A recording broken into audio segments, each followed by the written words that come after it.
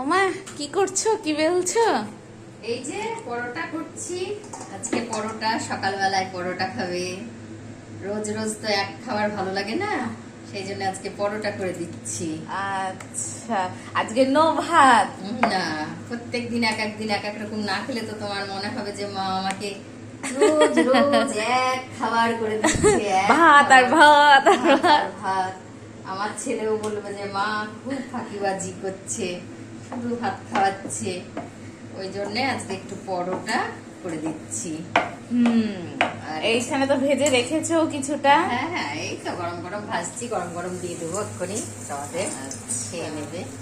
কিন্তু পরোটা কি দিয়ে খাবো মা, কি করেছো? পরোটা এই যে, এই দেখো ফুলকপি, ক্যাপসিকাম, তারপরে ছোলা ছোলা দিয়ে সবকিছু দিয়ে একটা তরকারি করেছি। বাহ, এই দেখো হয়ে গেছে।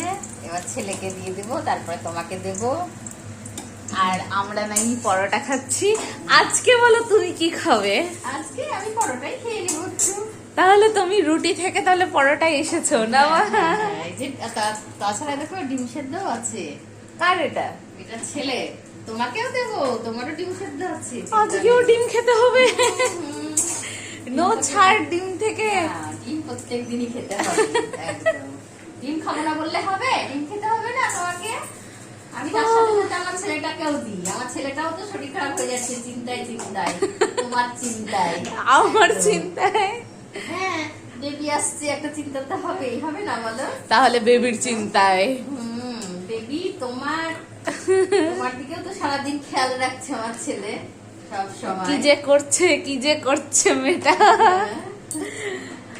আর দেখো ঠাকুর বাড়ি সব জোগাড় দিয়ে এলাম। আজকে কি দিয়েছো ঠাকুর বাড়িতে? আজকে ঠাকুর বাড়িতে দিয়েছি লাল শাক দিয়েছি, আর বাঁধাকপির তরকারি, আর আলু ভাজা, আর বিউলির ডাল। আচ্ছা। আর আর বাড়িতে অন্য কিছু করব না, একটু ছোলার ডাল ভিজিয়ে রেখেছি। এই দেখো, আচ্ছা, এই দেখো ছোলার ডাল ভিজিয়ে রেখেছি। এইটা আমার ছেলে কাঁচা কাঁচা লঙ্কা দিয়ে বেটে, বাটা। কাঁচা তেল দিয়ে খেতে খুব ভালো। আমারও খুব ভালো লাগে মা। তোমারও ভালো লাগে তো আমি জানি। ঠিক আছে, বেশ তাহলে খেয়ে নাও তাড়াতাড়ি সব। টাটা বলে দাও বন্ধুদেরকে। এই যে তেল হাতেই টাটা।